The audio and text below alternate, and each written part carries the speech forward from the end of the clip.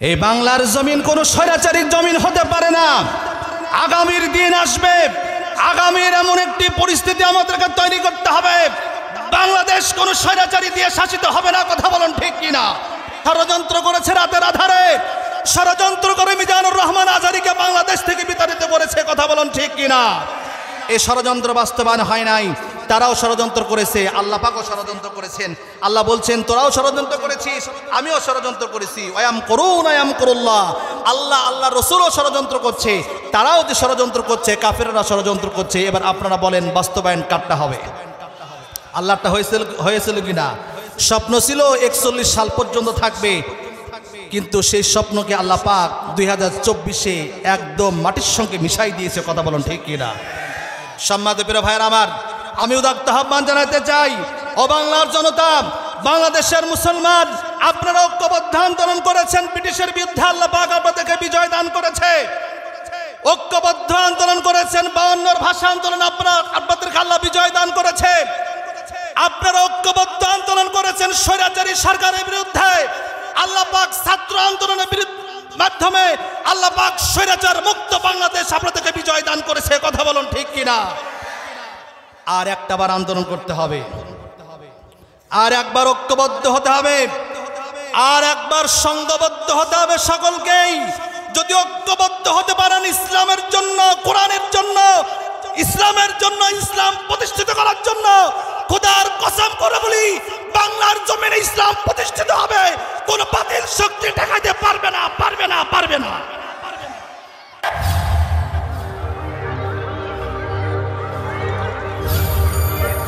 Islamic জীবন রাজশাহী, একটি Islamic media, সত্যের সন্ধানে পবিত্র পথের যাত্রা। এই পৃথিবীতে এমন কিছু মানুষ আছে, এমন কিছু ব্যক্তি আছে, আল্লাহ তাআলা বলছেন যে তারা অনেক ভালো ভালো কাজ করে। আবার অনেকে আছে নামাজ পড়ে, আবার অনেকে আছে দান করে, হজ করে, যাকাত দেয়, সব ঠিক আছে। কিন্তু শুধুমাত্র তাদের জীবনের সংগ্রাম, তাদের জীবনের সমস্ত আন্দোলন সঠিক পথ থেকে ব্যাঠিক পথে থাকার কারণে আল্লাহ বলছেন আমি তাদের জীবনের সমস্ত কর্মগুলোকে নষ্ট করে দিয়েছি। আমি আল্লাহ পাক তাদের আমলগুলো কবুল করে নাই। তারা কারা জানার দরকার আছে না নাই? সম্মানিত প্রিয় হাজিরিন, খুবই গুরুত্বপূর্ণ আলোচনা। আপনাদের আবারও বলছি, মনোযোগ দিয়ে শুনতে হবে, নয়তোবা কি বলল আলোচক কিছু বুঝলাম না, কাকে বলল, আমাকে বলল না, আমি মনে হয় এর মধ্যে নাই, ভুল বোঝার কোনো সুযোগ নাই। আগে বলতেছি, খুব মনোযোগ দিয়ে আলোচনা শুনতে হবে। সম্মানিত প্রিয় ভাইরা আমার, আল্লাহ রাব্বুল আলামিন জানাই দিলেন, কুল হাল নুনাব্বিউকুম বিল আখসারিনা আ'মালা الذين ضل سعيهم في الحياة الدنيا وهم يحسبون أنهم يحسنون صنعا। সবাই বলুন আল্লাহু আকবার। আল্লাহ রাব্বুল আলামিন জানাই দিলেন, কুল হাল নুনাব্বিউকুম বিল আখসারিনা আ'মালা। হে মুহাম্মদ সাল্লাল্লাহু আলাইহি ওয়াসাল্লাম, এদেরকে বলেন আমি কি তোমাদেরকে বলবো নিজেদের কর্মের ব্যাপারে সবচেয়ে ব্যর্থ, সবচেয়ে ক্ষতিগ্রস্ত কারা? আল্লাহ রাব্বুল আলামিন তার নবীকে বলতেছেন, হে নবী আপনি মানুষকে বলেন এই পৃথিবীতে সবচেয়ে ব্যর্থ ও ক্ষতিগ্রস্ত কারা? আল্লাহ রাব্বুল আলামিন দ্বিতীয় আয়াতে আল্লাহ পাক জানাই দিলেন, الذين ضل سعيهم في الحياة الدنيا وهم يحسبون أنهم يحسنون صنعا। আল্লাহ পাক বললেন তারাই যাদের দুনিয়ার জীবনের সমস্ত প্রচেষ্টা, সমস্ত সংগ্রাম, সমস্ত আন্দোলন সঠিক পথ থেকে ব্যাঠিক পথে থাকতো। আল্লাহ রাব্বুল আলামিন জানাই দিলেন এবং যারা মনে করত যে আমরা সঠিক কাজ করে যাচ্ছি, সঠিক পথে আছি, আল্লাহ রাব্বুল আলামিন বলে দিলেন কখনো নয়, তারা বেঠিক পথে আছে। কার কথা? আল্লাহ পাকের কথা। আল্লাহ বলছেন কিছু মানুষ এই পৃথিবীতে আছে, তাদের জীবনের সমস্ত চেষ্টা, প্রচেষ্টা, আন্দোলন, সংগ্রাম সঠিক পথ থেকে বেঠিক পথে থাকতো। তারা মনে করত যে আমরা যা কিছু করছি সব ঠিক আছে, সব সঠিক পথেই আছে। ঠিক কিনা বলে? তারা কারা? সামনে আসতে তারা কারা আমি ক্লিয়ার করে দেব আপনাদের সামনে। সম্মানিত প্রিয় হাজিরিন, আলেম একজন আলেম তিনি আলোচনা করছেন, একজন ইমাম মসজিদে আলোচনা করছে। আলোচনা হবে কোরআন থেকে, হাদিস থেকে। সমস্ত মুসল্লি শ্রোতা সকলে বলে ঠিক আছে হুজুর, এটাই আমরা চেয়েছি, কোরআন থেকে আলোচনা হবে, অন্য কোথাও থেকে আলোচনা হবে না।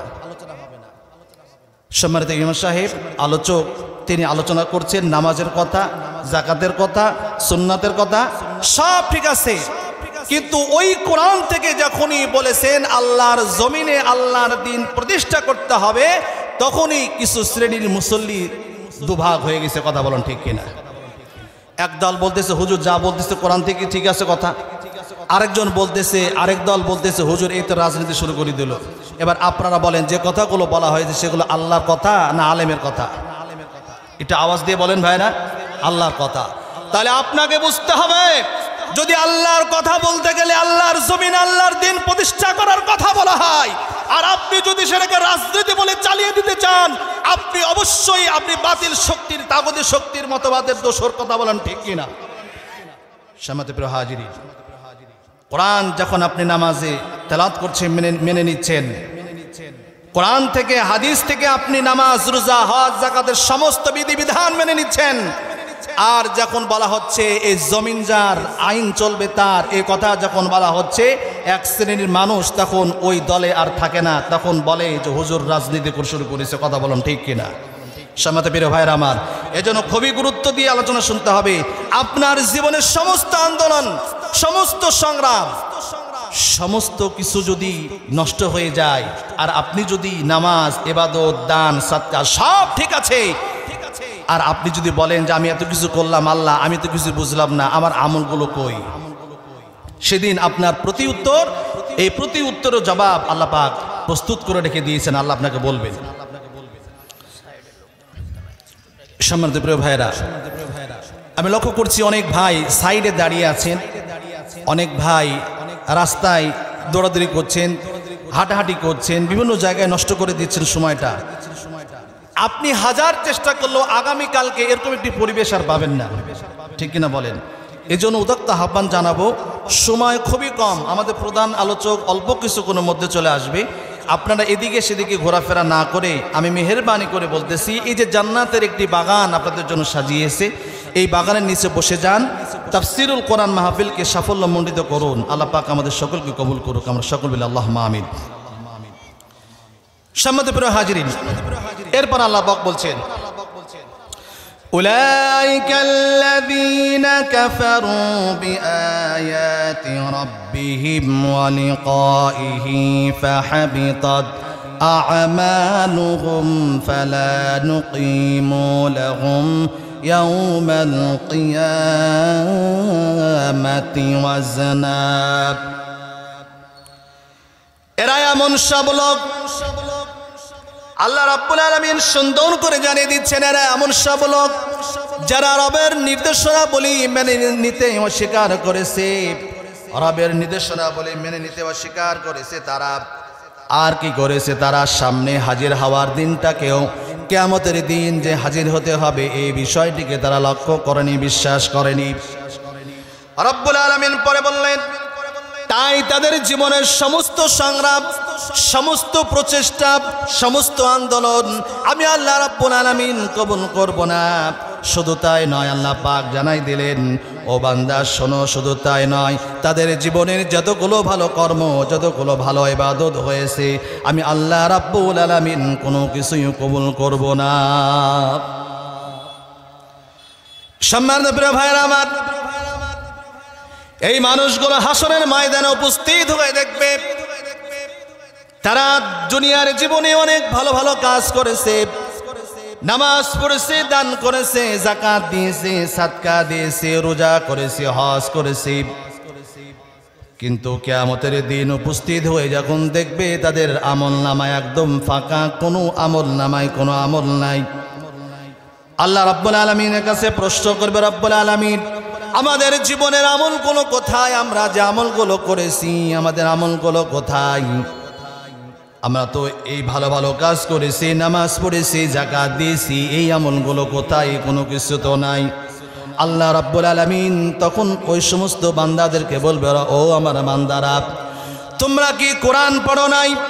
আমি কোরআনুল কারীমের সূরাতুল কাহফের 103 নম্বর, 4 নম্বর, 5 নম্বর আয়াতের ভিতরে বলে দিয়েছি পৃথিবীতে কোন কোন বান্দা ব্যর্থ, ক্ষতিগ্রস্ত, অপদার্থ কারা। ওই কিয়ামতের দিন কারা সেদিন ব্যর্থ হয়ে যাবে, কারা সেদিন ব্যর্থ হয়ে কাতারে দাঁড়িয়ে যাবে, ওই সমস্ত ব্যক্তিদেরও কথা তো আমি কোরআনে বলে দিয়েছি। ওই বান্দাগুলো বলবে, ফালাউ আন্না লানা কাররাতান ফানাকুনা মিনাল মুমিনিন। রব্বুল আলামিন আমরা যে ব্যর্থ, আমরা যে ক্ষতিগ্রস্ত, আমরা যে অপদার্থ, আমরা তো বুঝতে পারি নাই। আমাদের জীবনের সমস্ত কর্ম, সমস্ত আন্দোলন, আমাদের জীবনের সমস্ত এই সংগ্রামগুলো সঠিক পথ থেকে ব্যাঠিক পথে ছিল, আমরা তো বুঝতে পারি নাই। রব্বুল আলামিন তুমি আমাদেরকে সুযোগ দাও, আর একটাবার সুযোগ দাও, আমরা দুনিয়ায় যে এবার মুমিন হয়ে যাব। এবার আপনারা বলেন, যদি কোনো বান্দা মৃত্যুবরণ করে তার দুনিয়ায় ফিরে আসার আর কোনো সুযোগ আছে নাকি? সম্মানিত প্রিয় ভাইরা আমার, রব্বুল আলামিন তখন বলবেন, খুযূহু ফাগুল্লুহু সুম্মাল জাহিমা সাল্লু সুম্মা ফি সিলসিলাতিন দারউহা ৭০ যিরাআন ফাসলুকুহ। আল্লাহ পাক বললেন, আমার ফেরেশতা তাকে ধরো, পাকড়াও করো তাকে। 50 বছর 60 বছর হায়াত দিয়েছি, 70 বছর হায়াত দিয়েছি। এই 70 বছরের ভিতরে সে আমার সঠিক পথে আন্দোলন করে নাই, সংগ্রাম করে নাই। এখন সে আবার হায়াত চাই, আবার সে সময় চাই, আবার সে বলে, আল্লাহ পাক আমাকে আবার দুনিয়ায় পাঠাও। এখন তার কোনো সুযোগ নাই। আল্লাহ রাব্বুল আলামিন বলবেন, ও ফেরেশতা 70 গাছে গোল দিয়ে তাকে বেঁধে ফেলো, টানতে টানতে জাহান্নামের মধ্যে নিক্ষিপ্ত করে দাও। আল্লাহ পাক বলবেন, ও বান্দা, তোমার কাছে কোরআন ছিল, কোরআনের কথা শোনো নাই, হাদিস ছিল, হাদিসের কথা শোনো নাই, আলেম ওলামা ছিল, আলেম ওলামার কথা শোনো নাই। উল্টা আলেম ওলামাকে তোমরা ষড়যন্ত্র করে, ঐক্যবদ্ধ হয়ে ষড়যন্ত্র করে আলেমদেরকে জেলখানায় নিক্ষিপ্ত করেছো। কথা বলুন ঠিক কিনা? কি অপরাধ ছিল আলেমদের? একটি মাত্র অপরাধ, সত্য কথা বলা। তারা কোরআন পড়েছে, কোরআন বুঝেছে, কোরআন আমল করেছে, এই পৃথিবীতে বাস্তবায়ন করার জন্য মানুষকে কথাই বলেছে। এটাই হলো তাদের অপরাধ। এই সেই কারণে জালিম সরকারেরা এই সমস্ত আলেমদেরকে জেলখানায় আবদ্ধ করেছে। কথা বলেন ঠিক কিনা? সম্মানিত প্রিয় ভাইয়ের আমার, আল্লাহ সেদিন বলবে, 50 বছর হায়াত দিয়েছি বান্দা, 60 বছর 70 বছর হায়াত পেয়েছো, এখন আবার হায়াত চাও? সম্ভব নয়, কখনো নয়। তুমি আর হায়াত পাবে না। সুতরাং তোমার হায়াত শেষ হয়ে গেছে, এখন আর কোনো সুযোগ নাই। সম্মানিত প্রিয় ভাইরা আমার,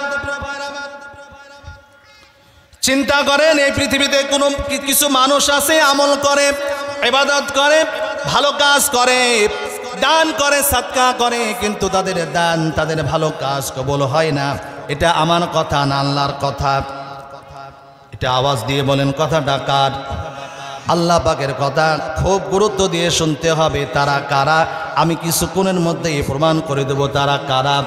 সম্মানিত প্রিয় ভাইরা আমার, এখন আপনাকে চিন্তা করতে হবে, আমি যদি তাদের মধ্যে পড়ে যাই, আমি যদি ওই সমস্ত শ্রেণীর ভিতরে পড়ে যাই, তাহলে আজকে আমাকে ফিরে আসার সুযোগ আছে না নাই? কথা বলেন ভাইরা, সুযোগ আছে না নাই?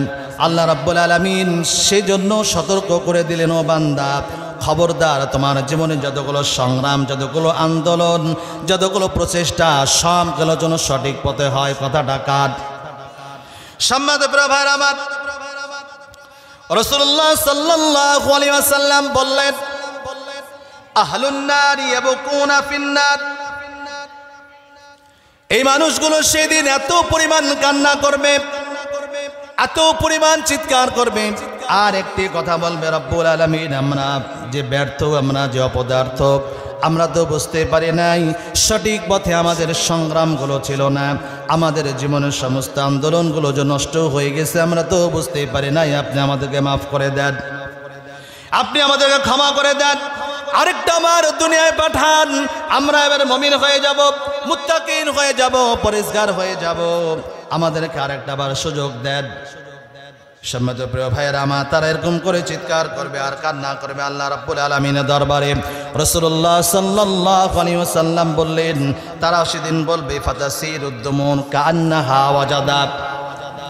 তারা তো পরিমাণ কান্না করবে, কানতে কানতে চোখের পানিতে নালা বয়ে যাবে, কিন্তু কান্না শেষ হবে না, কান্না শেষ হবে না। বারবার ফরিয়াদ জানাবে, রব্বুল আলামিন, আমাদেরকে আরেকটা বার পৃথিবীতে পাঠাও, আরেকটা বার দুনিয়ায় যেতে চাই, আরেকটা বার দুনিয়ায় যেতে চাই, আমরা মুমিন হয়ে যাব, মুত্তাকিন হয়ে যাব, আমরা আর পৃথিবীতে আমরা আর ব্যর্থ হয়ে আসব না।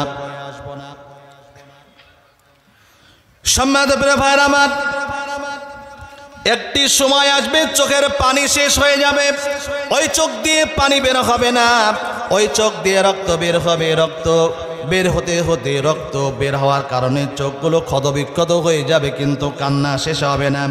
সম্মানিত প্রিয় ভাইরা আমার, তাফসীর ইবনে কাসিরের ভিতরে, তাফসীরে জালালাইন প্রণেতা বলেন, আল্লাহ রাব্বুল আলামিন দীর্ঘ 40 বছর পরে সমস্ত বান্দাদের উত্তর দিবে। আল্লাহ রাব্বুল আলামিন সুন্দর করে জানিয়ে দিবেন, ইখসাউ ফিহা ওয়ালা তুকাল্লিমুন। ও বান্দা, 40 বছর পরে আল্লাহ পাক উত্তর দিবেন, ও বান্দা, কান্না করে কোনো লাভ হবে না, চিৎকার করে কোনো লাভ হবে না, জাহান্নামে পড়ে থাকো, তোমাকে দেখার কোনো সুযোগ আমার নাই। চিন্তা করতে পারেন, আল্লাহ যদি নিজে বলে কথা, তোমাকে দেখার আর কোনো সময় নাই, দীর্ঘ 40 বছর পরে কথা বলবেন, এই বিপদের দিনে আপনাকে আপনার পাশে কে দাঁড়াবে? আল্লাহ বলছেন কথা, তোমাকে দেখার কোনো সুযোগ নাই, তোমাকে মাফ করার কোনো সুযোগ নাই। সম্মানিত প্রিয় ভাইরা আমার, এই পৃথিবীতে কিছু মানুষ আছে, দান করে, সাদকা করে, নামাজ পড়ে, ইবাদত করে, এরপর তাদের দান সাদকা ভালো কাজ কবুল হয় না। তারা কারা আমি প্রমাণ করে দিব। তার মধ্যে 1 নম্বর ব্যক্তি হলো, তারা হলো কাফের। কে বলেন? কাফের। এখানে যারা আমরা উপস্থিত, তারা তো আমরা নিশ্চিত হলাম যে যারা কাফের, তাদের জন্য মনে হয় এই ওয়াজ, আমাদের জন্য নয়, ঠিক কি না? সামনে আসতেছে। তাহলে যারা কাফের, তাদের জীবনে অনেক ভালো ভালো কাজ আছে, ঠিক না বলেন? গরিব মানুষকে সাহায্য সহযোগিতা করে, তারাও দান করে, এদের কি কোনো প্রতিফল তারা পাবে? কোনো কিছু পাবে না। 2 নম্বর হচ্ছে মুনাফিক। 2 নম্বর কে বলেন? মুনাফিক। এবার আপনারা বলেন, মুনাফিক কি মুসলমানের মধ্যে হয় না কাফেরের মধ্যে হয়? মুসলমানের মধ্যে হয়। সম্মানিত প্রিয় হাজিরিন, এজন্য চিন্তা করতে হবে যে আমাদের মধ্যে কোনো মুনাফিকি আছে কিনা। যদি মুনাফিকি থাকে, সেটাকে পরিহার করার দরকার আছে নাকি নাই? সম্মানিত প্রিয় ভাইয়ের আমার, আমি প্রত্যেকটি বিষয়ে আপনাদের সামনে খণ্ড খণ্ড করে আলোচনা সংক্ষিপ্ত আকারে হলেও ক্লিয়ার করব ইনশাআল্লাহ। সম্মানিত উপস্থিতি, কাফেররা আল্লাহ রসুলকে কষ্ট দিয়েছে কম নাকি বেশি? অনেক বেশি। সম্মানিত প্রিয় ভাইয়ের আমার, আল্লাহ রসুল সাল্লাল্লাহু আলাইহি ওয়াসাল্লাম যখন কোরআন পেলেন, কোরআনের দাওয়াত দিচ্ছেন, রিসালাতের দাওয়াত দিচ্ছেন, কালেমার দাওয়াত দিচ্ছেন, কাফেররা ষড়যন্ত্র শুরু করে দিল।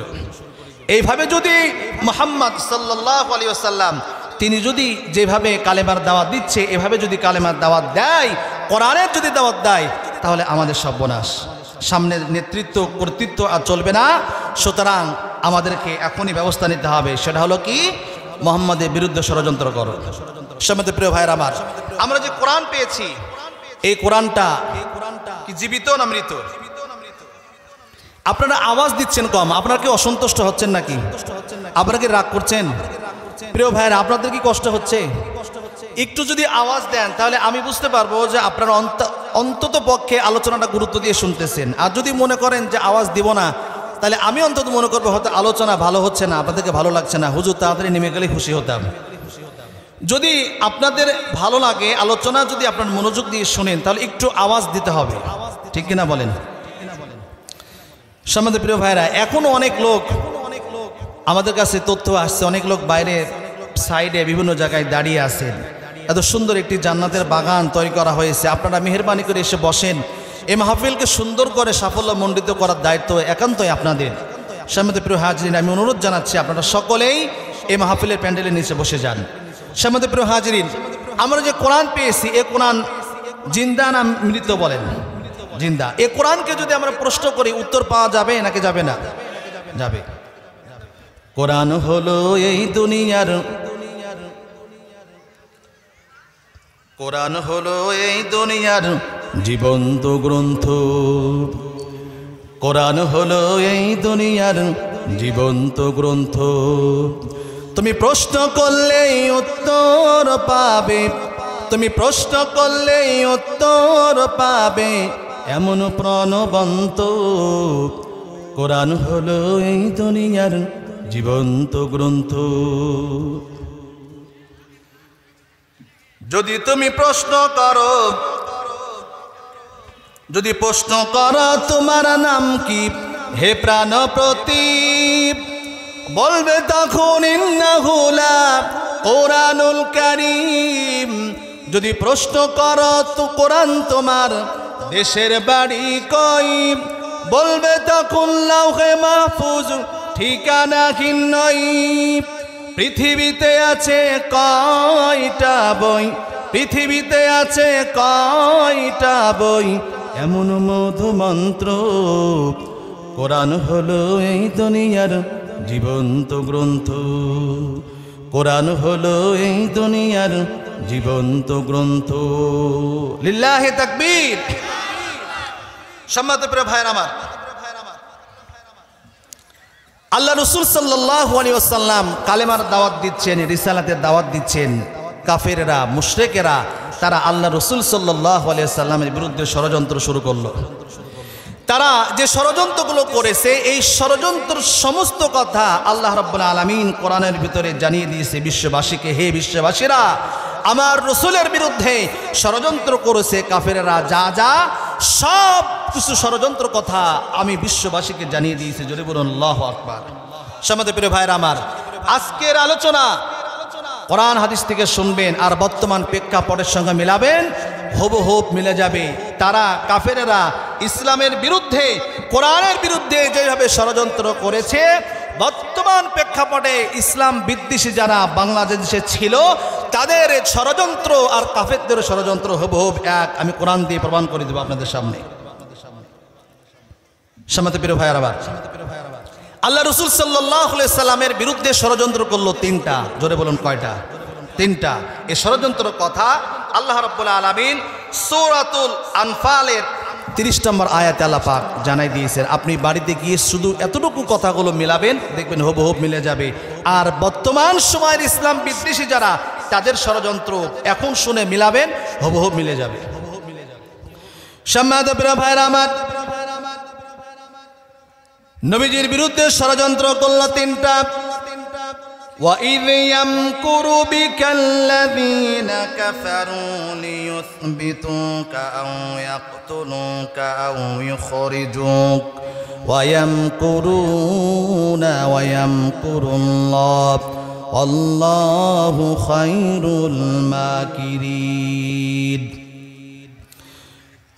আল্লাহ পাক জানাই দিলেন, হে রাসূল, আপনার বিরুদ্ধে ষড়যন্ত্র করছে কাফেরেরা, আপনার বিরুদ্ধে ষড়যন্ত্র করছে কাফেরেরা। তারা কিয়ামত পর্যন্ত ষড়যন্ত্র করবে। আবু জাহেল, আবু লাহাব, উতবা, শাইবা ষড়যন্ত্র করবে কিয়ামত পর্যন্ত। এ কথাটা কার? খুব লক্ষ্য করে শুনবেন। আল্লাহ পাক জানাই দিলেন, হে রাসূল, আপনার বিরুদ্ধে ষড়যন্ত্র করে কাফেরেরা, কিয়ামত পর্যন্ত করবে। এ কথা বলার মানে কি? কিয়ামত পর্যন্ত আবু জাহেল বাঁচবে নাকি বলেন? আওয়াজ দিচ্ছেন না। কিয়ামত পর্যন্ত আবু জাহেল বাঁচবে? আবু লাহাব বাঁচবে? উতবা সাইবা কি বাঁচবে? তারা কি এখন জীবিত আছে না মৃত? মৃত। আল্লাহ পাক এই কথা কেন বললেন? ওয়াইয়াম কুরু বিকাল্লাযিনা কাফারু। আল্লাহ পাক পরিষ্কার করে জ্বালিয়ে দিলেন, হে রাসূল, আপনার বিরুদ্ধে ষড়যন্ত্র করছে কাফেরেরা, কিয়ামত পর্যন্ত করবে। কথা বলার কারণ হলো আবু জাহেল কিয়ামত পর্যন্ত বাঁচবে না, কিন্তু আবু জাহেল যেইভাবে যেই স্টাইলে ইসলামের ষড়যন্ত্র করেছে, কোরআনের ষড়যন্ত্র করেছে, রসুলের বিরুদ্ধে ষড়যন্ত্র করেছে, এরকম করে কিয়ামত পর্যন্ত আবু জাহেলের উত্তরসূরি বিভিন্ন দেশে দেশে থাকবে। কথা বলুন ঠিক কিনা? আবু জাহেল নাই, কিন্তু আবু জাহেলের প্রেতাত্মারা আছে নাকি নাই? সম্মানিত ভাইরা আমার, ষড়যন্ত্র কি করলো লক্ষ্য করে শুনুন। এক নম্বর ষড়যন্ত্র হলো, আল্লাহ পাক জানাই দিলেন, হে রাসূল, আপনাকে তারা জেলখানায় আবদ্ধ করে রাখতে চেয়েছিল। এইবার আবু জাহেলের ষড়যন্ত্র হলো মুহাম্মদ সাল্লাল্লাহু আলাইহি ওয়াসাল্লামকে পৃথিবীতে জেলখানায় আবদ্ধ করে রাখবে। এবার আপনারা বলেন, আমার রাসূলের কোনো অপরাধ ছিল নাকি? জোরে বলতে হবে, অপরাধ ছিল নাকি? অপরাধ কোনো ছিল না। অপরাধ হলো একটাই, আল্লাহর জমিনে আল্লাহর দ্বীন প্রতিষ্ঠা করতেই হবে। কথা বলুন ঠিক কিনা? এবার দুনিয়ার জীবনের আবু জাহেলের প্রেতাত্মাদের ষড়যন্ত্র শুনেন। এই দুনিয়ায়, এই বাংলাদেশে আলেমদেরকে জেলখানায় ভরেছে কি ভরে নাই? দীর্ঘ 16 বছর 17 বছর যেই সমস্ত আলেমেরা কোরআনের কথা বলেছে, হক কথা বলেছে, কোরআনের কথা যখন পৃথিবীতে বাস্তবায়ন করতে গিয়েছে, যে সমস্ত আলেমেরা কোরআনের আন্দোলন করেছে, যে আলেমেরা, ওই সমস্ত আলেমদেরকে বিনা দোষে জেলখানায় আবদ্ধ করে রেখেছে। কথা বলুন ঠিক কিনা? তাহলে আবু জাহেলের ষড়যন্ত্র আর আবু জাহেলের প্রেতাত্মার ষড়যন্ত্র এক না আলাদা? এক। কিন্তু ষড়যন্ত্র কি সাকসেস হয়েছে? সাকসেস হয় নাই। সম্মানিত প্রিয় ভাইয়ের আমার, এরপর কি করলো? আল্লাহ পাক জানাই দিলেন, হে রাসূল, আপনাকে তারা হত্যা করতে চেয়েছে। এবার দুনিয়ার আবু জাহেলের প্রেতাত্মাদের ষড়যন্ত্র মিলান। দীর্ঘ 16-17 বছর যারা বাংলা জমিন সুন্দর, যারা বাংলার জমিন শাসন করেছিল, ওই সমস্ত ষড়যন্ত্রকারীরা তারা ষড়যন্ত্র করেছিল আলেমদেরকে, যারা যে সমস্ত আলেমেরা সত্য কথা বলবে, হক কথা বলবে, তাদেরকে জেলখানায় ভরে, আয়না নামক জেলখানায় ভরে তাদেরকে শাস্তি দিয়েছে। কথা বলুন ঠিক কিনা? কত আলেমকে হত্যা করেছে? শুধু আলেমকে, কত আলেমকে হত্যা করেছেন আপনারা জানেন? আরেকটি বিষয় হচ্ছে কোরআনের বুলবুল, কোরআনের পাখি, যিনি আল্লামা দেলার হোসেন সাইদি সাহেবকে পৃথিবী থেকে বিতাড়িত করে দিয়েছে। কথা বলুন ঠিক কিনা? কোনো অপরাধ ছিল না, একটি মাত্র অপরাধ সাইদি সাহেবের, তিনি হচ্ছে কোরআনের আন্দোলন করেছেন। এই পৃথিবীতে কোরআন প্রতিষ্ঠিত করার আন্দোলনে সম্পৃক্ত হওয়ার কারণে তাদেরকে বিষ প্রয়োগের মাধ্যমে পৃথিবী থেকে বিতাড়িত করে দিয়েছে। কথা বলুন ঠিক কিনা?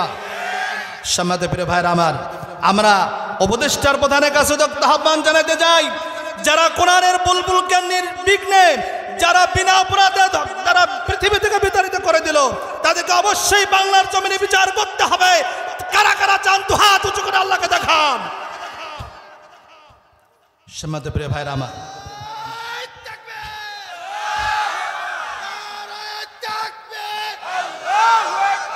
ইসলামের শত্রুরা হুঁশিয়ার,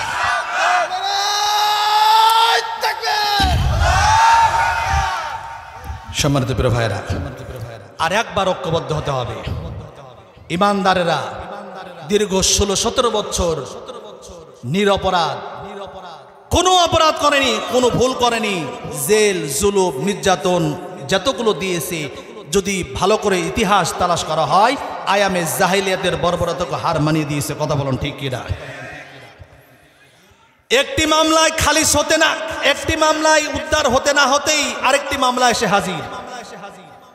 জেল গেট থেকে বের হতে না হতেই আবার জেল গেট থেকে ঘুরে জেলখানায় যেতে হয়েছে। এটা সত্য নাকি মিথ্যা?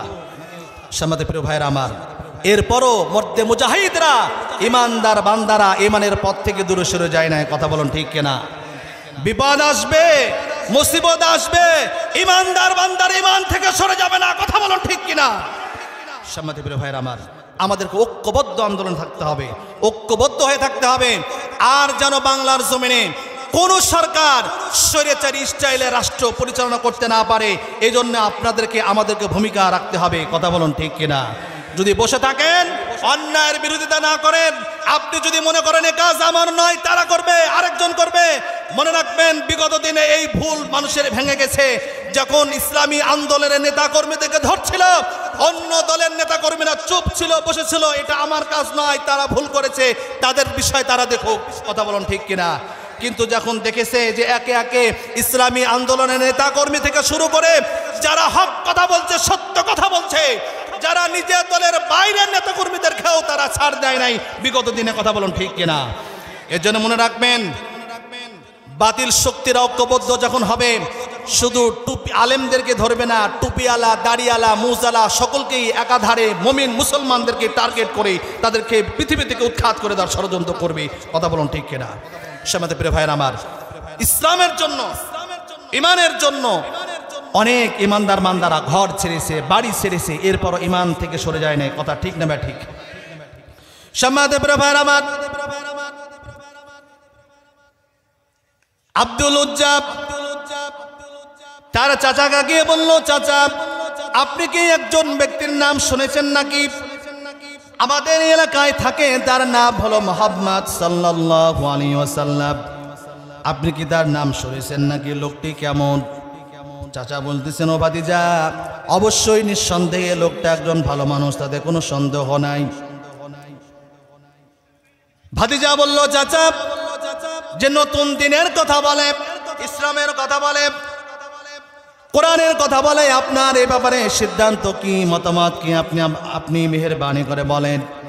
চাচা বলতেছেন, ও ভাতিজা খবরদার, ইসলাম কবুল করা যাবে না, কোরআন কবুল করা যাবে না, এই পথ অনুসরণ করা যাবে না। ভাতিজা বলল, চাচা বুঝতে পেরেছি, দীর্ঘদিন থেকে আমি আশাই ছিলাম আপনার কাছে, আপনার মুখের দিকে তাকিয়েছিলাম কখন আপনি ইসলাম কবুল করেন, কখন আপনি ইসলাম কবুল করেন, কিন্তু আপনার সিদ্ধান্ত যখন জানাই দিলেন আপনি ইসলাম কবুল করবেন না। ও চাচা, আমার ডিক্লেয়ার শুনে নেন, আমার কথা শুনে নেন। চাচা, আমি আপনার সামনে ঘোষণা করে দিলাম, আমি আজ থেকে মুহাম্মদ সাল্লাল্লাহু আলাইহি ওয়াসাল্লামের কালেমা পড়ে মুসলমান হয়ে গেলাম। জোরে বলুন সুবহানাল্লাহ। চাচা বলল, ভাতিজার পরিণাম কি তুমি জানো? ভাতিজা বলল, না জানি না। এর পরিণাম হলো, তুমি যদি মুসলমান হয়ে যাও, কালেমা যদি গ্রহণ করো, তাহলে 1 নম্বর শর্ত হলো আমার জাগতিক সম্পদ থেকে তোমাকে আমি বঞ্চিত করব। ভাতিজা বলল, চাচা মেনে নিলাম। 2 নম্বর শর্ত হলো, ভাতিজা তোমাকে গরু, ছাগল, বকরি, ভেড়া যা দিয়েছি সব কিছু আমি কেড়ে নিব, কিচ্ছুই তুমি পাবে না। ভাতিজা বলল, মেনে নিলাম। চাচা বলল, ভাতিজা তুমি যদি কালেমা না ছেড়ে দাও, তোমার পরনে যে পোশাকগুলো আছে আমার টাকা দিয়ে কেনা, এই পোশাকগুলো খুলে দিতে হবে। ভাতিজা বলল, চাচা মেনে নিলাম। এরপরে চাচা বলল, ও ভাতিজা তুমি যদি এরপরও কালেমা না ছাড়ো, এই মুহূর্তেই আমার বাড়ি ছেড়ে তোমাকে চলে যেতে হবে। আমি আপনাদের সামনে গল্প করছি না, হাদিস শোনাচ্ছি, হাদিস। ভাতিজা বলল, ও চাচা যতগুলো শর্ত আপনি আমাকে দিয়েছেন সব শর্তগুলো মেনে নিলাম, সব শর্তগুলো মাথা পেতে মেনে নিলাম। চাচা আপনি আমার সিদ্ধান্ত শুনে নেন, যে শর্তগুলো আপনি দিয়েছেন আমি আব্দুল উজ্জা সব শর্তগুলো মেনে নিলাম, কিন্তু ইসলাম থেকে আমি 1 চুল পরিমাণ সরে যাব না। আব্দুল উজ্জা বড় মানুষ, অলঙ্গ অবস্থায় তার মায়ের দরবারে চলে গেলেন। মা লক্ষ্য করে দেখছে বড় এক যুবক ছেলে বাড়ির সামনে দাঁড়িয়ে আছে। মা এসে যখন প্রশ্ন করলো, ও বাবা তোমার এই অবস্থা কেন? আব্দুল উজ্জার বাবা অনেক আগেই মারা গেছে, চাচার তত্ত্বাবধানে থাকতেন। যখন জিজ্ঞাসা করলো তোমার এই অবস্থা কেন, তিনি বললেন, মা এই অবস্থা হওয়ার একটি মাত্র কারণ, সেটি হলো ইসলাম কবুল করেছি মা, ঈমান আনয়ন করেছি, যার কারণে আমার চাচা সম্পদ থেকে যা যাবতীয় উত্তরাধিকার যা ছিলাম সব কিছু থেকে বঞ্চিত করে আমার চাচা আমাকে বিদায় করে দিয়েছে, আমি তাও ঈমান ছাড়ি নাই। মা বলতেছে, আমার কাছে কেন এসেছ? আব্দুল উজ্জা বললেন, ওগো মা, তোমার কাছে এসেছি একটা মাত্র কারণ, মেহেরবানি করে আমাকে এক টুকরা কম্বল দাও, একটা চাদরও দাও, যে চাদরটা দিয়ে আমি আমার লজ্জা স্থানের হেফাজত করতে পারি। মা একটা কম্বল দিলেন, সেই কম্বলটাকে দুখণ্ডিত করলেন, একটি কম্বল পরলেন আর একটা কম্বলও গায়ে দিয়ে চলে গেলেন বিশ্ব নবী জনাবি মুহাম্মদুর রাসূলুল্লাহ সাল্লাল্লাহু আলাইহি ওয়াসাল্লামের দরবারে। মসজিদে নববীর ভিতরে আল্লাহর নবী বসা আছেন। তাকিয়ে দেখে একজন যুবক মানুষ হাঁটুর নিচ পর্যন্ত কম্বল পরে আছে, গায়ে একটা কম্বল পরে আছে, উষ্ণ উষ্ণ অবস্থায় একজন যুবক মানুষ দাঁড়িয়ে আছে। নবীজি গিয়ে প্রশ্ন করলেন, ও যুবক, তোমার নাম কি, তোমার পরিচয় কি, কি জন্য তুমি এসেছো? তিনি বললেন, ইয়া রাসূলুল্লাহ, ইয়া হাবিবাল্লাহ, আমার নাম হলো আব্দুল উজ্জা, আপনার দরবারে এসেছি একটি মাত্র কারণ। ইয়া রাসূলুল্লাহ, ইয়া হাবিবাল্লাহ, আমি আমার চাচার কাছে ঘোষণা করেছি, আমি আজ থেকে ঘোষণা করলাম কালেমা পড়ে মুসলমান হয়ে গেছি হুজুর। সেই কারণে আমার চাচা আমার সম্পদ থেকে আমাকে বঞ্চিত করেছে, বাড়ি থেকে বের করে দিয়েছে, আমাকে উলঙ্গ করে বাড়ি থেকে বের করে দিয়েছে হুজুর। এরপরও আমি কিন্তু ঈমান ছেড়ে দিই নাই। নবীজি আশ্চর্য হয়ে গেলেন। নবীজি তাকে কালেমা পড়ালেন আর আহলে সুফফার মধ্যে তাকে রাখলেন। সাহাবীদেরকে বললেন, ও আমার সাহাবীরা, আব্দুল উজ্জাকে বললেন, ও আব্দুল উজ্জা, তোমার নাম আজ থেকে আব্দুল উজ্জা নয়, তোমার নাম হলো আব্দুল্লাহ। কি নাম বলেন? আব্দুল্লাহ। তার কারণ হলো আল্লাহ নবী জনাবে মুহাম্মদুর রাসূলুল্লাহ সাল্লাল্লাহু আলাইহি ওয়াসাল্লাম বললেন, সবচেয়ে দুইটা নাম হলো সবচেয়ে সুন্দর, আল্লাহর কাছে প্রিয়, তার মধ্যে একটি নাম হলো আব্দুল্লাহ আর আরেকটি হচ্ছে আব্দুর রহমান। আল্লাহ নবী বললেন, তোমার নাম আব্দুল্লাহ। আহলে সুফফার মধ্যে রাখলেন। সাহাবীদেরকে বললেন, ও সাহাবীরা, আমার এই আব্দুল্লাহকে তোমরা কোরআন শিক্ষা দাও, তাকে কোরআন ইলমে দিন শিক্ষা দাও, কোরআন শিক্ষা দাও। কোরআন যখন শিখলেন, আব্দুল্লাহ সমস্ত সাহাবীদের চাইতে উঁচু উঁচু গলায় জোরে জোরে কোরআন তেলাওয়াত করতেন। এই কোরআন তেলাওয়াত শুনে অন্যান্য সাহাবীরা বললেন, ইয়া রাসূলুল্লাহ, ইয়া হাবিবাল্লাহ, আব্দুল্লাহ এত জোরে জোরে কোরআন তেলাওয়াত করে, আমাদের সমস্যা হয়, আমাদের অসুবিধা হয়। আল্লাহ নবী বললেন, ও আমার সাহাবীরা, আব্দুল্লাহর উপরে রাগ করো না। তার কারণ হলো ইসলাম কবুল করতে গিয়ে আব্দুল্লাহ কিচ্ছু আনতে পারে নাই। জাগতিক সমস্ত সম্পদ থেকে আব্দুল্লাহ বঞ্চিত হয়েছে, তাকে বাড়ি থেকে বের করে দিয়েছি। ইসলাম কবুল করার কারণে দুইটি কম্বল ছাড়া কিছুই নিয়ে আসতে পারে নাই। তাকে জোরে পড়তে দাও, যে সে জোরে পড়ুক। এরই মধ্যে তাবুকের যুদ্ধের দামামা বেজে গেল, মুতার যুদ্ধের দামামা বেজে গেল।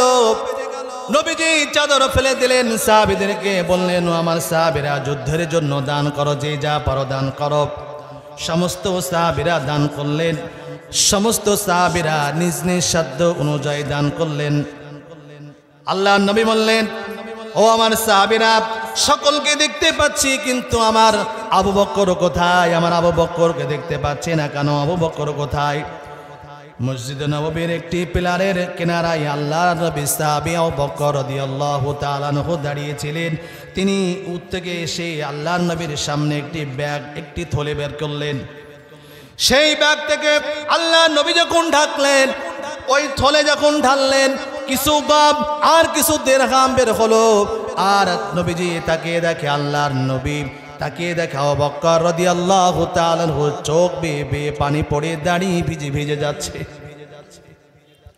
আল্লাহর নবী ঘোষণা করলেন, আমার সাহাবীরা, ও আমার সাহাবীরা, তোমরা যে যে দান করেছো, যা যা দান করেছো, তোমাদের দানের চাইতে আল্লাহ রাব্বুল আলামিন আবু বকরের দান সব চাইতে বেশি পছন্দ করেছে। জোরে বলুন সুবহানাল্লাহ।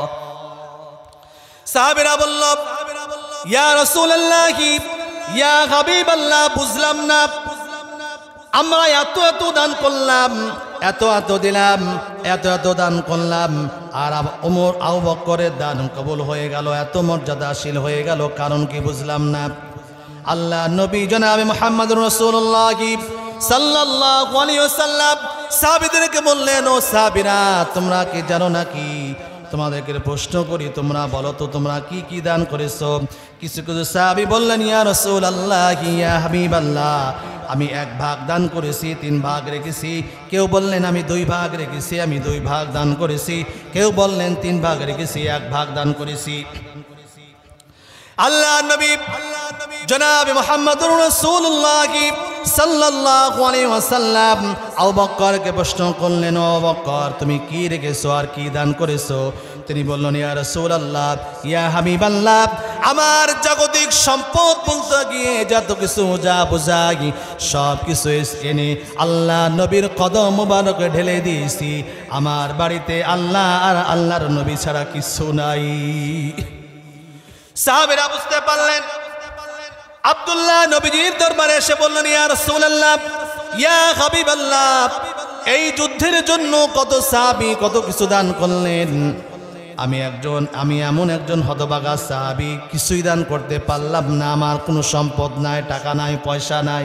হুজুর, আমার জন্য দোয়া করেন, কাফেরদের বিরুদ্ধে লড়াই করে আমার জীবনটা যেন শহীদ হতে পারি, সেজন্য আপনি আমার জন্য দোয়া করেন। আল্লাহর নবী দোয়া করলেন। আল্লাহর নবী দোয়া করলেন আব্দুল্লাহর জন্য। আল্লাহর নবী বললেন, একটি গাছের ছাল নিয়ে আসো। আল্লাহর নবী দোয়া করলেন, হে আল্লাহ, আমি তোমার দরবারে দোয়া করলাম, আমি আমার আব্দুল্লাহর জন্য কাফেরের রক্ত আমি হারাম করে দিলাম। আব্দুল্লাহ বলতেছেন, ইয়া রাসূলুল্লাহ, ইয়া হাবিবাল্লাহ, আমি চাইলাম শহীদ হব, শহীদ হতে চেয়েছি, আর আপনি আমার জন্য কাফেরদের রক্তটা হারাম করে দিলেন।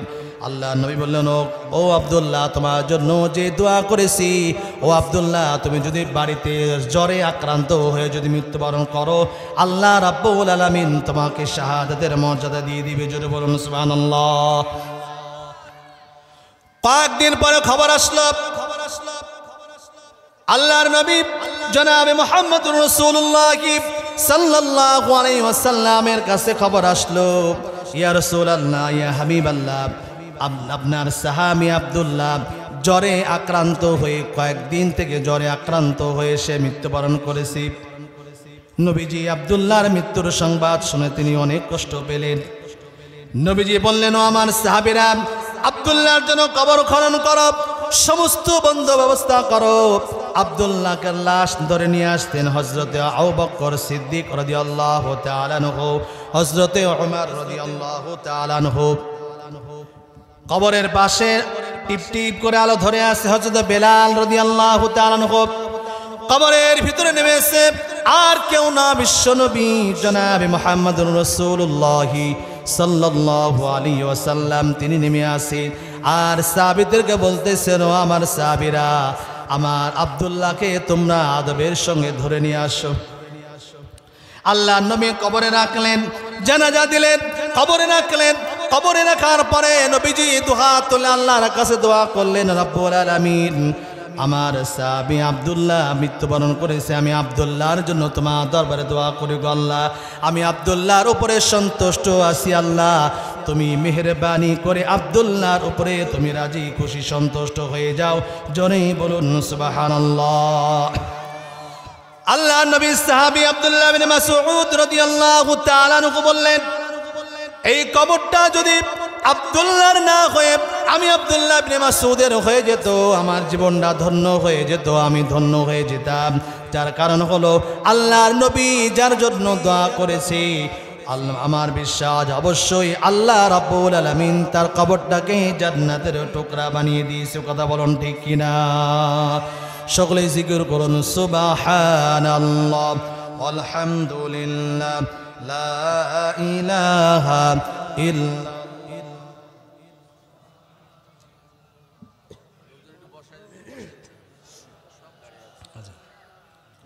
ইল্লাল্লাহ, সুবহানাল্লাহ, আলহামদুলিল্লাহ, লা ইলাহা ইল্লাল্লাহ, লা ইলাহা ইল্লাল্লাহ, মুহাম্মাদুর রাসূলুল্লাহ।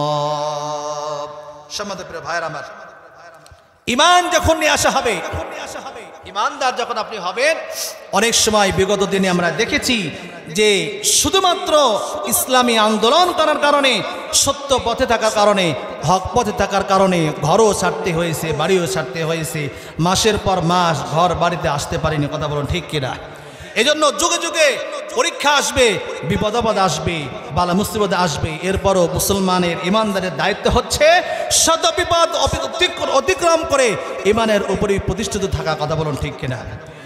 ইমানের পথে অবিচল থেকে আমার মরণ যেন হয়। ইমানের পথে অবিচল থেকে আমার মরণ যেন হয়। তোমারই কাছে মিনতি আমার, ও রহিম রহমান। ইমানের পথে অবিচল থেকে আমার মরণ যেন হয়। জোরে বলুন আল্লাহুম্মা আমিন। সম্মানিত প্রিয় ভাইরা আমার, আপনি যদি মুমিন হতে চান, আপনি যদি মুত্তাকিন হতে চান, আপনি যদি পরেজগার হতে চান, পরীক্ষা আছে নাকি নাই? পরীক্ষা আছে না নাকি নাই? কেউ যদি বলে যে আমি মুমিন হয়ে গেছি, মুত্তাকিন হয়ে গেছি, তাহলে নিজে নিজে বললেই কি মুমিন হয়ে যায়, মুত্তাকিন হয়ে যায়? আমি যদি বলি আমি ইমানদার, আমি পাক্কা মুসল্লি, আমি পাক্কা ইমানদার, আমি পাক্কা মুমিন, তাহলে কি সে মুমিন মুত্তাকিন হয়ে যাবে? না। আল্লাহ বলছেন আমি তাকে পরীক্ষা করব। আল্লাহ রাব্বুল আলামিন বললেন, আহাসিবান নাসু আন ইউতরাকু আন ইয়াকুলু আমান্না ওয়া হুম লা ইফতানুন। আল্লাহ পাক জানাই দিলেন, হাসিবান নাস, হে মানুষেরা। কার কথা? আল্লাহ বলছেন হে মানুষেরা, হে মানুষের জাতেরা। মানুষকে মানুষ বলে সম্বোধন করেছেন কে? এটা আওয়াজ দিয়ে বলেন ভাইরা। কিন্তু ইতিপূর্বে বিগত দিনে আমরা শুনেছি মানুষ নাকি বানর থেকে এসেছে, শিখ পাঞ্জি থেকে এসেছে। এ কথা শুনেছেন নাকি শোনেন নাই? আমি মনে করি যারা বলে মানুষ বানর থেকে এসেছে, শিখ পাঞ্জি থেকে এসেছে, আসলে মানুষ আসে নাই, বরং তারাই বানর থেকে এসেছে। কথা বলুন ঠিক কিনা? আল্লাহ পাক ডেকে বললেন, আহাসিবান নাস, হে মানুষেরা, হে মানুষের জাতেরা, তোমরা নাকি কথা বলছো নাকি আমরা ঈমান এনেছি, আমরা ঈমান আনয়ন করেছি। এ কথা যদি তোমরা বলো, অবশ্যই তোমাদেরকে পরীক্ষা করা লাগবে, পরীক্ষা দেওয়া লাগবে। কথাটা কার?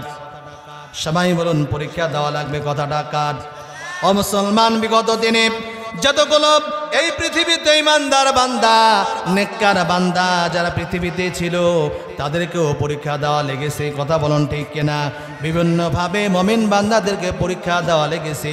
এই পরীক্ষায় যারা উত্তীর্ণ হয়েছে, আল্লাহ রাব্বুল আলামিন তাদেরকে মুমিন বান্দা হিসেবে ঘোষণা করেছে। কথা বলুন ঠিক কিনা? একজনকে প্রশ্ন করা হয়েছিল, আপনি প্রত্যেকদিন সকালে কি করেন? তিনি বলতেছে, আমি কি করি, সকালবেলা উঠে যাই নামাজ খুঁজি, খোঁজার পরে নামাজ পড়ি, এরপরে নিজের হাতে এক কাপ চা বানাই, আমি আর আমার বোন খাই। এ কথা শুনেছিলেন নাকি শোনেন নাই?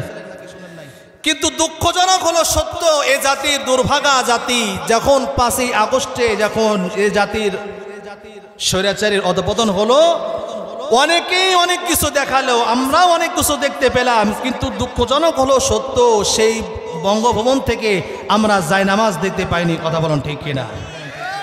আপনি যদি মুমিন হন, মুত্তাকিন হন, পরেজগার হন, সকালবেলা ঘুম থেকে উঠেই জায়নামাজ খোঁজেন, এটা হলো জাতির সামনে ধোঁকা দেওয়ার একটি অন্যতম পায়তারা। কথা বলুন ঠিক কিনা? এজন্য মুমিন মুসলমান কখনো ইমানদার বান্দাদের উপরে নির্যাতন নিষ্পেষণ চালাতে পারে না। কথা বলুন ঠিক কিনা? আমরা বিগত দিনে দেখেছি যারা সত্য কথা বলেছে, হক কথা বলেছে, ষড়যন্ত্র করে এই সমস্ত ব্যক্তিদেরকে তাদের তৈরি করা আয়না নামক জাহান্নামের মধ্যে নিক্ষিপ্ত করেছে। কথা বলুন ঠিক না ঠিক? সম্মানিত প্রিয় ভাইয়েরা আমার, আজকে উন্মুক্ত করে দিয়েছেন আল্লাহ পাক। আজকে উন্মুক্ত বাতাসে আমরা ঘুরে বেড়াচ্ছি। আমরা আগে বলেছি আমরা বিজয় লাভ করেছি, এই বিজয় ধরে রাখতে আপনাকে আমাকে আমাদের সকলকে হতে হবে। কথা বলুন ঠিক কিনা? যদি আমরা এখনো ওই সমস্ত ষড়যন্ত্র জালে পা দিয়ে দিই, সম্মানিত প্রিয় ভাইয়ের আমার, এত বড় সুবর্ণ সুযোগ আল্লাহ পাক আমাদেরকে দিয়েছেন, ইসলাম প্রতিষ্ঠিত হবে না। এখন সুযোগ এসেছে, সামনে যদি আমরা ইসলামকে প্রতিষ্ঠিত করতে চাই, আল্লাহর দ্বীনকে যদি প্রতিষ্ঠিত করতে চাই, অবশ্যই সুযোগ এসেছে। বাংলার জমিন উর্বর হয়ে আছে, শুধু সিদ্ধান্ত আপনাদের সিদ্ধান্ত নিতে হবে। আগামী দিনে 7 লোককে নির্বাচনে পাঠাইতে হবে, ক্ষমতায় পাঠাইতে হবে, কোরআন ওয়ালাদেরকে পাঠাইতে হবে। সংসদ ভবন যদি কোরআন দিয়ে চলে, রাষ্ট্রভবন যদি কোরআন দিয়ে চলে, বাংলার মুসলমান, আমি খোদার কসম করে বলতে পারি, আল্লাহ রসুলের দেওয়া যে সংবিধান, এই সংবিধান দিয়ে যদি কোরআন চলে, দেশ চলে, সোনালী যুগ আপনারা নিজ চোখে দেখতে পাবেন। কথা বলুন ঠিক কিনা?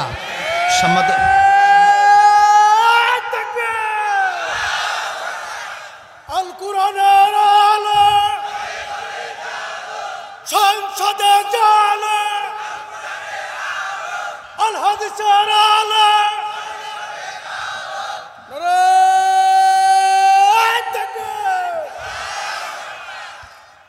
সম্মানিত প্রিয় ভাইয়েরা আমার, আমরা সকলে মুমিন হতে চাই, মুত্তাকিন হতে চাই, পরেজগার হতে চাই, ঠিক কিনা বলেন? আপনারা মুমিন যখন হবেন, মুত্তাকিন যখন হবেন, আপনাদের উপর বিপদ আসবে, বালা মুসিবত আসবে, কিন্তু এই বালা মুসিবতকে মুমিন বান্দা কখনো তাওয়াক্কা করবে না। বিগত 16-17 বছরের তার প্রমাণ আপনারা দেখিয়েছেন। কথা বলুন ঠিক কিনা? যত বড়ই শক্তিশালী দল হোক না কেন, স্বৈরাচারীরা যতই বড়ই হোক না কেন, অবশ্যই তাদের সমস্ত ষড়যন্ত্র মুসার ডানার চাইতে দুর্বল। কথা বলুন ঠিক কিনা? 41 সালের স্বপ্ন দেখে নেমেছিল ক্ষমতায়, তারাও ষড়যন্ত্র করেছে, আল্লাহ পাকও কৌশল করেছে। আল্লাহ পাক তারা চেয়েছিল 41 সাল পর্যন্ত থাকতে, 24 রানে অল আউট করে দিয়েছে। কথা বলুন ঠিক কিনা? সম্মানিত প্রিয় ভাইয়ের আমার, এজন্য আসুন আমরা আগামীর দিনকে, এ বাংলার জমিনকে কোরআনের জন্য, ইসলামের জন্য আমরা কোরবান করতে চাই। কারা কারা রাজি আছে? দুই হাত উঁচু করে আল্লাহকে দেখাই। আল্লাহ পাক কবুল করুক, আমরা সকল মিলে আল্লাহুম্মা আমিন। সম্মানিত প্রিয় ভাইয়েরা আমার, আমরা যে কথাগুলো বলেছি, যে কথাগুলো শুনেছেন আপনারা, আমাদের ভিতরে আমরা নামাজ পড়ছি, ইবাদত করছি, বন্দেগী করছি, সব কিছু ঠিক করছি ভাই, সবই ঠিক আছে। মসজিদের ভিতরে যখন আপনারা ইমামের পিছনে নামাজ পড়েন, কোরআন দিয়ে নামাজ পড়ছেন, ইমাম সাহেব নামাজ পড়াচ্ছে কোরআন দিয়ে, কত সুন্দর পরিবেশ, কোনো সমস্যা আছে বলেন? কোনো সমস্যা নাই। মসজিদে মানছেন কোরআনকে, মসজিদে শুনছেন কোরআনের তেলাওয়াত, কিন্তু এই কোরআন যখন নামাজে শুনছেন, নামাজে পড়ছেন, তেলাওয়াত করছেন, শুনতে ভালো লাগে। আর যখন ওই কোরআনের আয়াতগুলো যখন পৃথিবীতে বাস্তবায়ন করার জন্য যখন বলা হয়, এক শ্রেণীর মুসলমান আছে, তখন রাজি হয় না, ঘাড় টেরা করে অন্যদিকে চলে যায়। এমন মুসলমান আছে নাকি নাই? আল্লাহ বলছেন, আল্লাযীনা দাল্লা সা'য়ুহুম ফিল হায়াতিদ দুনিয়া ওয়া হুম ইয়াহসাবুনা আন্নাহুম ইহসিনুনা সুনা। আল্লাহ বলছেন, যাদের জীবনের সংগ্রাম, যাদের জীবনের সমস্ত প্রচেষ্টা সঠিক পথ থেকে ব্যাঠিক পথে ছিল, আছে, আমি এদের ইবাদত কবুল করব না। যদিও তারা নামাজ পড়ে, ইবাদত করে, গোলামি করে, দান করে, সাদকা করে, কিন্তু সঠিক পথে না থাকার কারণে কোনো কিছু কবুল হবে না। যেরকম কবুল হয় না কাফেরদের, তারা মনে করেছে আমরা দান করছি, সাদকা করছি, আমরা ভালো ভালো কাজ করছি, মনে হয় মৃত্যুর পরে আমরা অনেক কিছু পাবো। এটা তাদের ভুল ছিল, তারা আখিরাত বিশ্বাস করে না। এই পৃথিবীতেও কিছু মুসলমান আছে যারা সব ইবাদত করে ঠিকই, আল্লাহর জমিনে আল্লাহর দিন প্রতিষ্ঠা হোক তারা চায় না। কথা ঠিক না ব্যাঠিক বলেন? সম্মানিত প্রিয় ভাইরা আমার, এই সিদ্ধান্ত চেঞ্জ করতে হবে। আপনি আল্লাহর জমিনে এসেছেন, আল্লাহ আপনাকে কেন তৈরি করেছে এটা আপনি এখনো বুঝতে পারেন নাই। আল্লাহ বলছেন, তুমি কারো হুকুম মানতে পারবে না, কারো গোলামি করতে পারবে না, কারো দাসত্ব করতে পারবে না আমি ছাড়া। ঠিক না ব্যাঠিক? কিন্তু আপনি নামাজে আল্লাহকে মানছেন, কোরআনে যখন রোজা আল্লাহকে মানছেন, অন্য অন্য ইবাদত সব ঠিক, আল্লাহর জমিনে আল্লাহর দিন প্রতিষ্ঠিত হোক এটা আপনি চান না। আপনি মানব রচিত আইনের পিছনে ছুটছেন। ও মুসলমান, খবরদার, কিয়ামতের দিন আপনি ধরা খেয়ে যাবেন, আপনাকে কেউ বাঁচাইতে পারবে না। কথা বলুন ঠিক কিনা? সম্মানিত প্রিয় ভাইরা, আল্লাহ পাক আমাদের সকলকেই আমি সকলকে উদাত্ত আহ্বান জানাচ্ছি, এই ইন্তেজামিয়া কমিটিকে উদাত্ত আহ্বান জানাচ্ছি। এই যে তাফসীর মাহফিল শুরু হয়েছে, এই ধারাবাহিকতা যতদিন বাংলাদেশ থাকবে, যতদিন পৃথিবী থাকবে, এই ধারাবাহিক এই ধারাবাহিকতা, এই সিলসিলা চালু থাকুক, আমরা সকলে বলি আল্লাহুম্মা আমিন। ইন্তেজামিয়া কমিটিকে ধন্যবাদ জানিয়ে, সকলে সুস্বাস্থ্য কামনা করে, সকলের কাছে দোয়া নিয়ে, দোয়া চেয়ে আমি আপনাদের কাছ থেকে বিদায় নিয়ে যাচ্ছি। আল্লাহ পাক আমাদের সকলকেই ইমানি মুসলমান হিসেবে কবুল ও মঞ্জুর করুক, আমরা সকলে বলি আল্লাহুম্মা আমিন। আখির দাওয়ানা আলহামদুলিল্লাহি রাব্বিল আলামিন। আসসালামু আলাইকুম ওয়া রাহমাতুল্লাহি ওয়া বারাকাতুহু।